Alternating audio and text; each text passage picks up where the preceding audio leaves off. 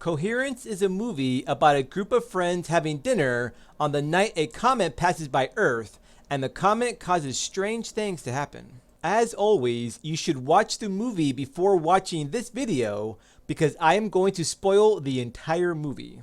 Let's get to exactly what the heck happens in the movie Coherence. The movie opened with our protagonist, M, talking with her boyfriend Kevin over the phone. The comet is already causing trouble for our group of friends as it causes M's phone screen to shatter. Kevin, I lost you. Baby.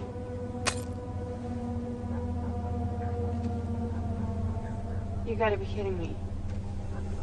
As Lee and M leave the kitchen, Beth looks uncomfortable to be left alone with Mike, probably because, as we learn later, the two had an affair. Here, Beth introduces a vial of her own concoction, which contains ketamine. Ketamine is a drug commonly used to sedate someone. It can also cause memory loss. Here is an important scene for later in the movie. This is nice. Where'd you get this? Galaxy, that thrift store? Oh, I love that place. Me too, I know. In this scene, Kevin is telling M he needs an answer by tonight as to whether or not she wants to go with him to Vietnam for 4 months for business. The scene implies Kevin has been asking her for a while and M can't commit to a yes or no answer, and she is waiting until the very last minute to give an answer. I need to think about it a little bit longer because I just don't want to make the wrong choice. Beth goes on a feng shui rant about the door to nowhere that is giving off weird energy to her. Feng shui, a useless door, which this is obviously a useless door. You put a picture of someone you have unresolved issues with, and it just causes all of this weird energy flow. I mean, I don't even like being over here. It's freaky. Now, this scene is really weird. Lori and Mike are having a conversation about their careers, and Mike asks Lori if she still does yoga. Lori is totally confused and says she doesn't do yoga, and even later says that wasn't me, in reference to Mike mentioning yoga again. I'm sure you know, like the downward dog probably gets to your head. I didn't do yoga, that wasn't... No. Well, hey. Mike also mentions he was the main character on the show Roswell, and Lori says she loved that show, but doesn't recognize Mike from the show, even though he was the main character. This seems to imply that perhaps people are already traveling to different realities, and this Lori came from a reality where Mike didn't play on the show Roswell, and the Lori from this reality did do yoga. However, later in the movie, this same Lori recalls a past event with Kevin where she was doing yoga when she was with him. Sometimes people just fit well. And Lori. Like that Sharks game. Come on, you can't tell me we don't fit well. I had to do yoga for a week afterwards. Only thing I can figure is Lori is just messing with Mike. What are you up to these days? Last I remember, you were like taking the dance world by storm. In the very next scene, Lori asks M about her career, and M explains she created a dance show, but ultimately they decided to go with a different dancer, effectively shutting M out of the dance show she created. They did offer M the understudy job, but M took too long to decide, so they gave the understudy to Catherine Maris. This is another example of M's tendency to take too long to make decisions. That's a good lesson that I had to learn because because of my pride, I didn't want to take the understudy, and I took too long to think about it, and then I lost the understudy job. Also, Catherine Maris ended up making it big because the original dancer they hired ended up dropping out, and Catherine Maris took the role, meaning if M had just made a decision sooner to take the understudy job, then she would have made it big in the dancing world. Catherine Harris has your life, basically. During dinner, Hugh notices that his phone cracked at some point during the night as well. The power eventually goes out, and that's when things start to get really weird. Shortly afterward, the group has a choice to make: blue glow sticks, red glow sticks, or green glow sticks. The group decides on blue glow sticks, thus becoming the blue house. We also find out that only one house in the entire neighborhood has power. This is a little strange, but the whole neighborhood is out of power, except for a house about 2 blocks up.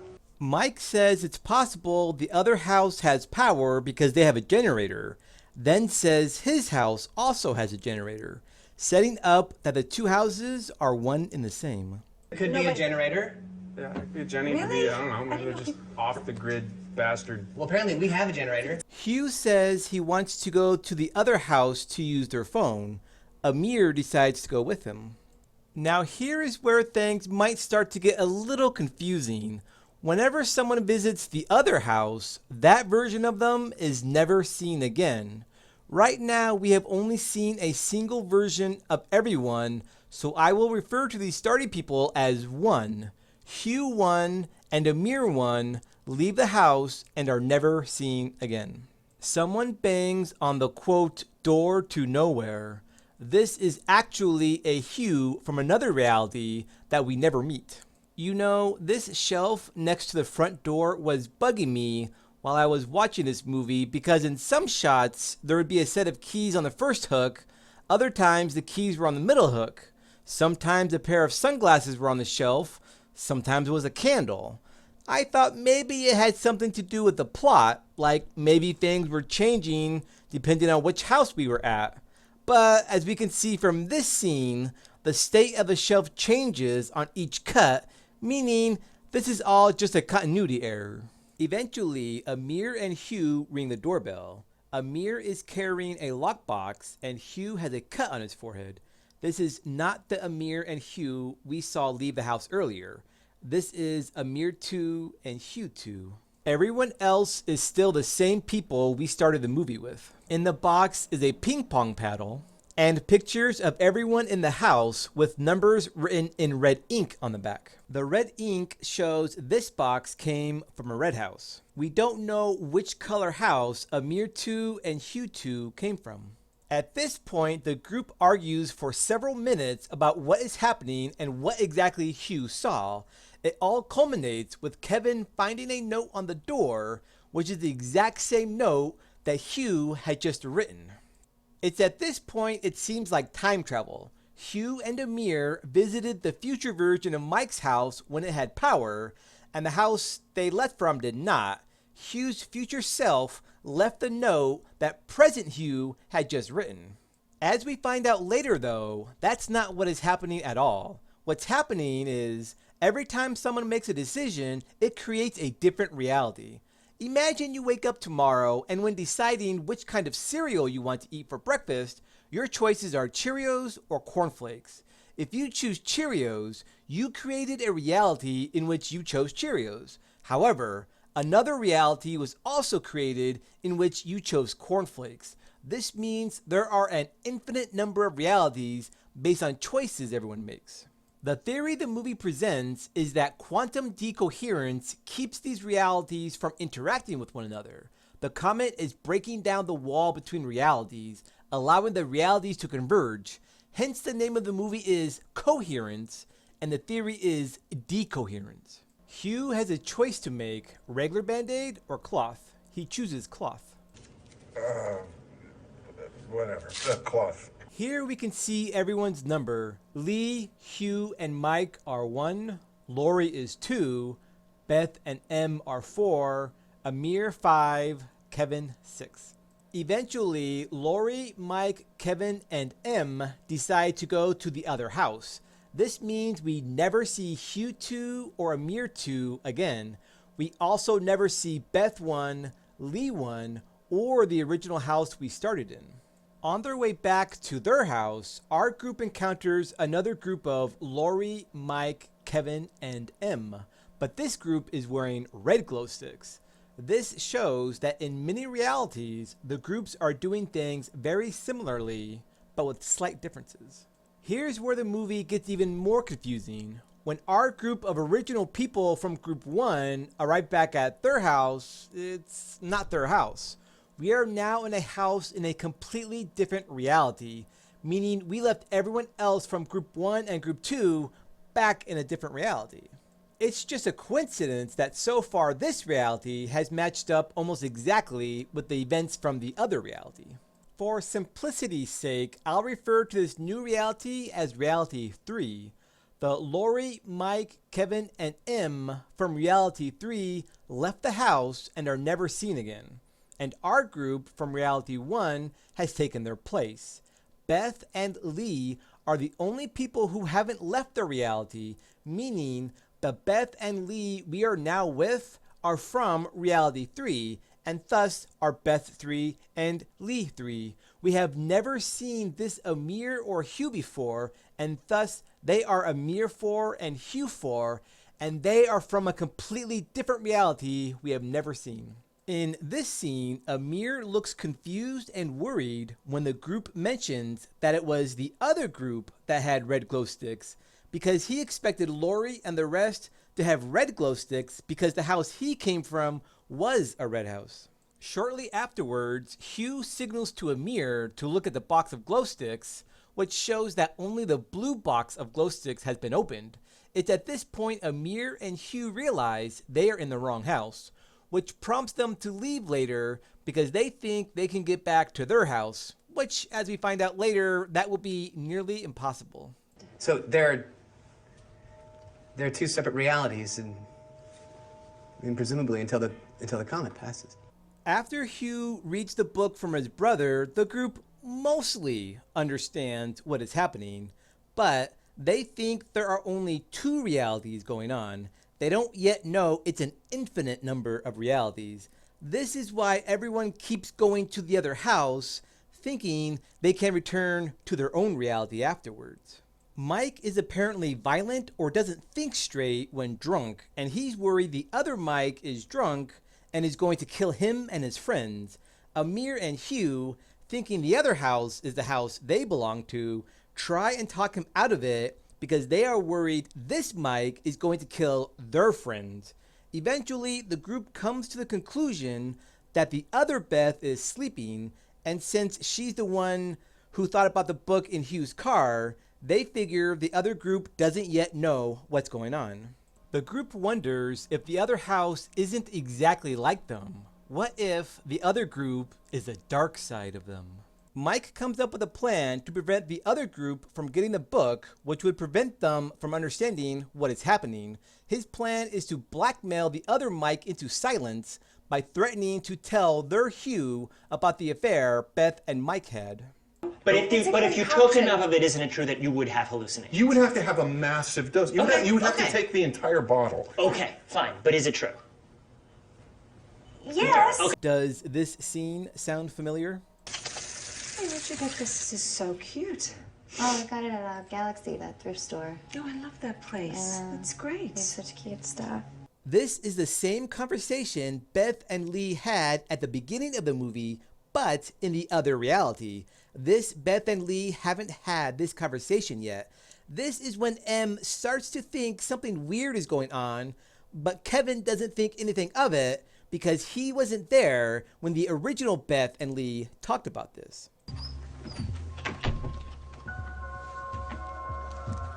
Amir and Hugh show their red glow sticks to one another, proving to each other they are from the same house and that they don't belong in this house. Eventually, they steal the lockbox, book, and notes and leave to go to the other house, thinking they will arrive at home. This Amir and Hugh are never seen again. Mike enters the front door, but this isn't Mike 1, who has been with us from the very beginning. This is Mike 5, an entirely new Mike we haven't seen before.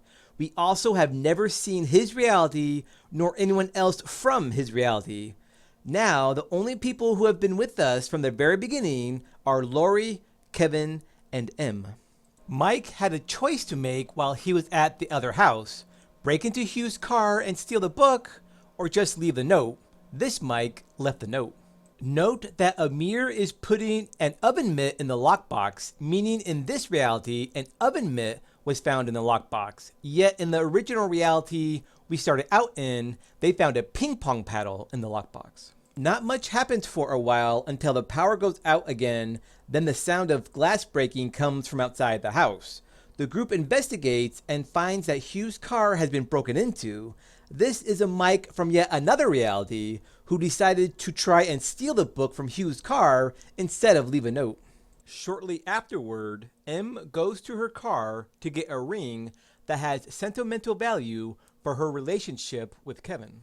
After getting out of her car, M and Kevin have a short conversation, and things take a strange turn when M mentions Kevin checking out Hugh's car. Is everything okay with Hugh's car? What do you mean? Well, did they take anything? You just checked on his car. Did they take anything?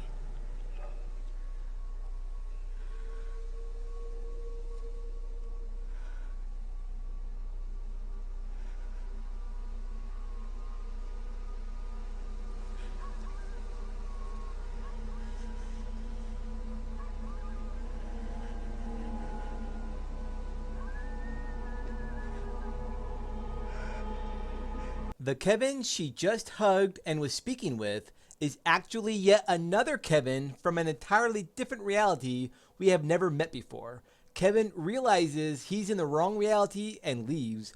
M still hasn't figured out exactly what is happening, but is starting to piece things together.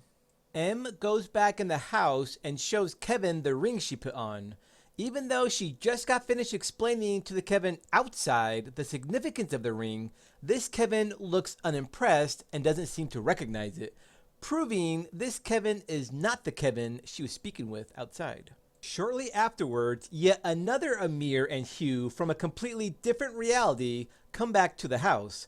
This Amir and Hugh started in a blue house and ended up in a red house, and things played out pretty similar to what we already saw, ending with this Amir and Hugh stealing the book and bringing it to this house, thinking this is their starting house. The group finally realizes there are more than just two realities, but still haven't figured out that everyone could be from a completely different reality. This leads the group to come up with a way to mark their house, which is where the lockbox comes into play.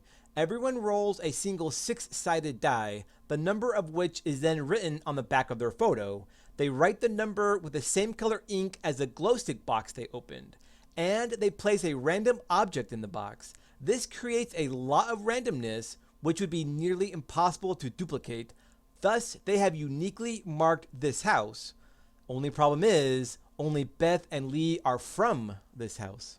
Since we're the blue house, shouldn't we use a blue pen? Notice M says this while holding a red pen, as if she were going to use the same color for the numbers that was in the box her group found earlier in the movie, but decided to use the color of their glow sticks. However, as we find out later, this house opened a box from a greenhouse.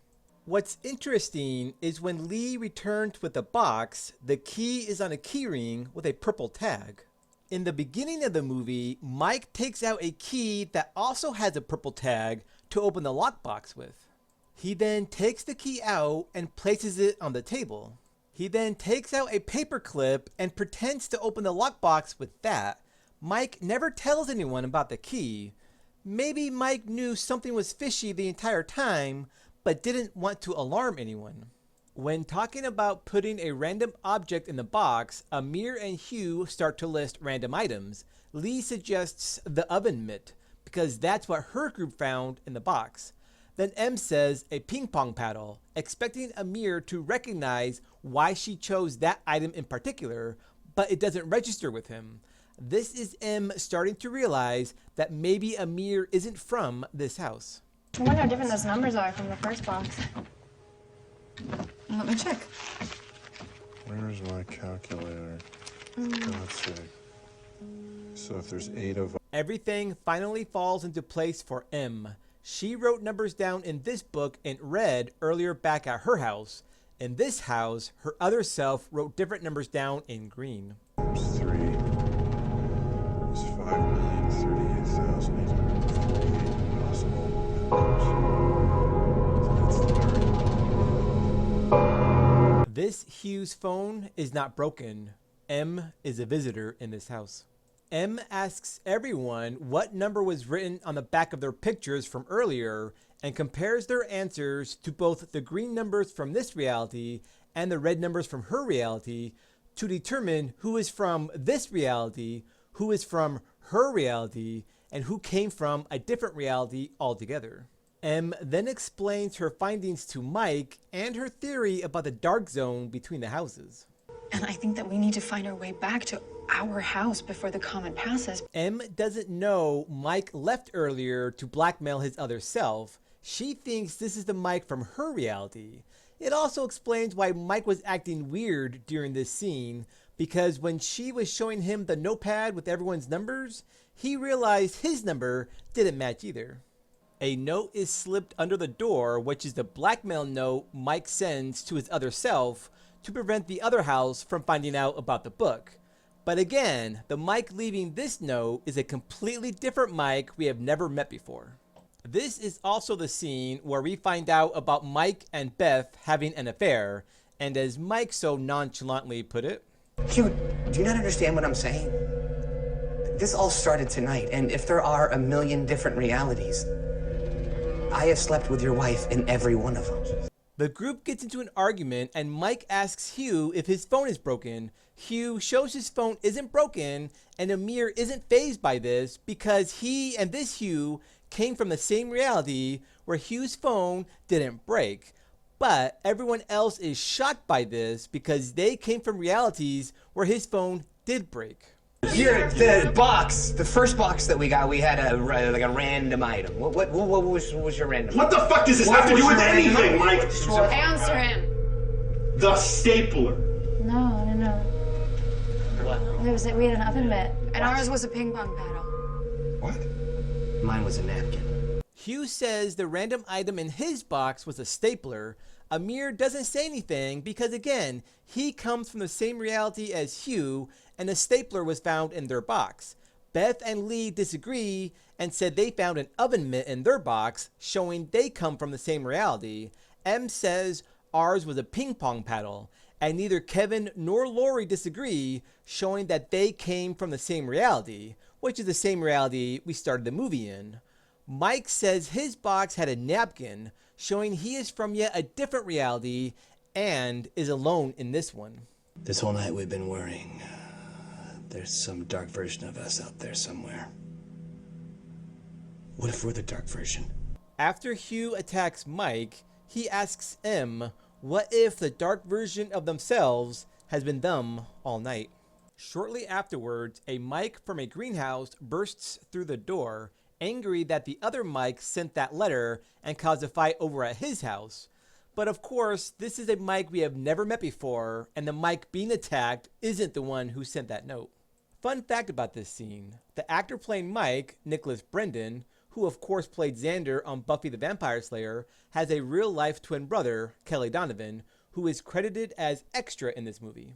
In this shot, where both Mike's faces can be seen, it's actually Nicholas Brendan wearing the green glow stick and his twin brother Kelly Donovan playing the Mike sitting in the chair.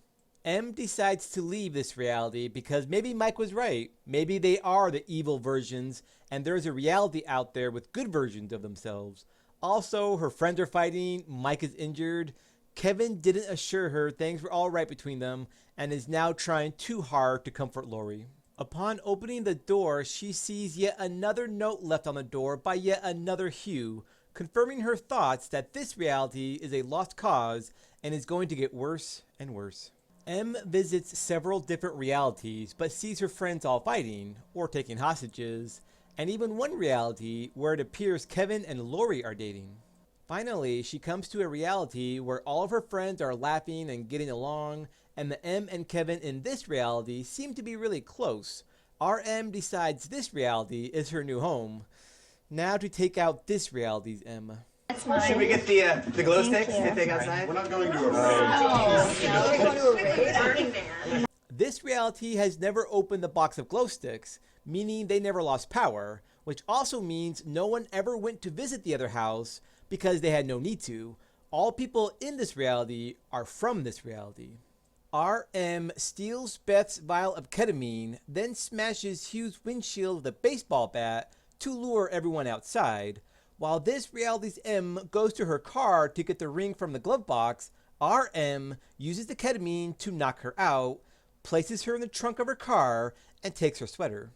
RM then enters the house through the side door. I guess Beth was right about the feng shui after all. Bad energy was coming from that door. So, M, is Catherine Maris going to understudy your life while you're gone for a month? Apparently, the M from this reality has no problem making decisions. M is the famous dancer in this reality, and Catherine Maris is her understudy. Not only that, but she has decided to go with Kevin to Vietnam, hence why Mike is asking if Catherine Maris is going to understudy her life while she's gone. This reality's M escaped from the trunk and crawled into the bathroom. RM follows her, knocks her out with a toilet lid, and places her in the bathtub. During the fight, RM lost her ring, so she steals the one from this reality's M. Not much happens after this. RM passes out and wakes up the next morning, and this reality's M is no longer in the bathtub, and everyone is acting normal, so no one noticed two different M's. RM goes outside and notices Hugh's windshield is still smashed, confirming that she's still in the reality she visited last night.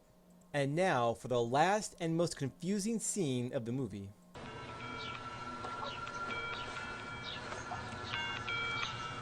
That's weird. It's you calling it. Hello?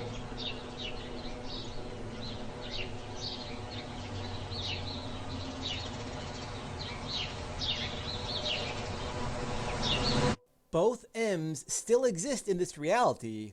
The M from this reality didn't disappear once the comet passed. But how did no one notice an M in the bathtub while another M was sleeping on the couch? Why didn't this reality's M warn everyone about her dangerous doppelganger? Here's what I think happened. Remember, ketamine sedates people, but a side effect is memory loss. I think this reality's M woke up and didn't remember being attacked. She was in the bathtub and injured, so decided to go to the hospital and didn't want to disturb anyone. She then calls Kevin to tell him where she is, and that's what we see at the end of the movie. And that's my explanation of the movie Coherence. I hope you all enjoyed this video. Please leave a comment down below for which movie you would like me to do next.